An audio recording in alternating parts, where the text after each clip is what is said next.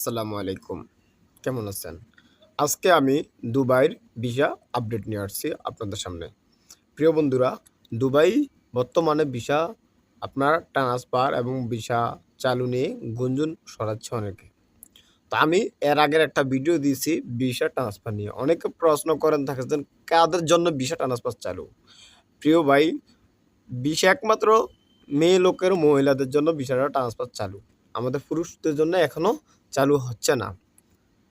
তো এই সুযোগে অনেকের কাছ থেকে টাকা নিয়ে মানে প্রতারণা বা বিজনেস এক পদ্ধতি ধান্দা চালু করছে। যে আপনি আমার কাছে টাকা দেন, আমার কোম্পানিতে ভিসা লাগিয়ে দিব, আমি এই করে দিব, সেই করে দিব, এত টাকা লাগবে, ভিসা ট্রান্সফার চালু। কিন্তু প্রিয় বন্ধুরা, ভিসা এখনো ট্রান্সফার চালু হয় নাই। দুবাই ভিসা এখনো ট্রান্সফার চালু হয় নাই।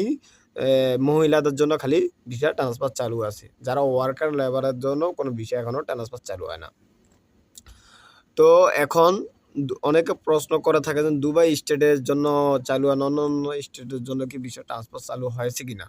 প্রিয় বন্ধুরা, অন্যান্য স্টেটের জন্য ভিসা ট্রান্সফার এখনো চালু হয় না। তো সবাই একটু ধৈর্য ধরুন। এবং কি আমি আরেকটা কথা বলি আপনাদেরকে, দেখেন আপনারা হাই প্রফেশন ভিসাগুলো যারা করতেছে এখন বর্তমানে ভিসাগুলো এখন আগে এভেলেবেল হচ্ছে, এখন হচ্ছে না। কারণটা কি?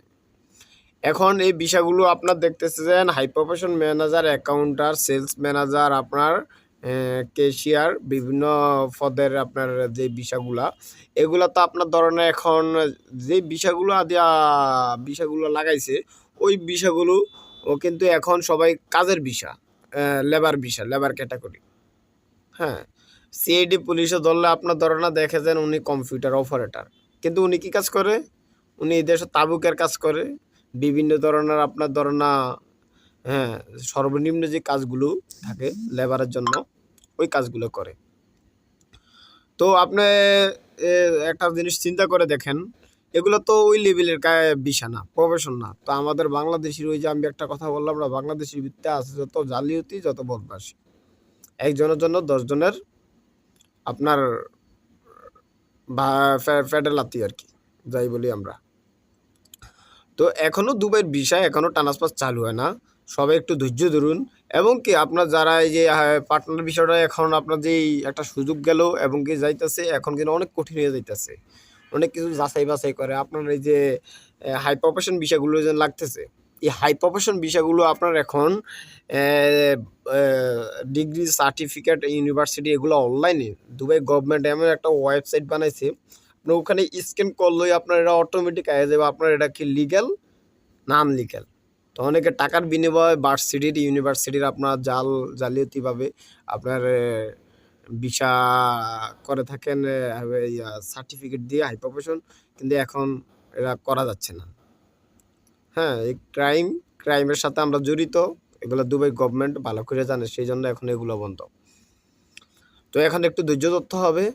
হ্যাঁ, আর বিজনেস ভিসাগুলো এখন হচ্ছে মোটামুটি, বিজনেস ভিসা মোটামুটি হচ্ছে, কিন্তু আপনি একটু ধৈর্য ধরুন।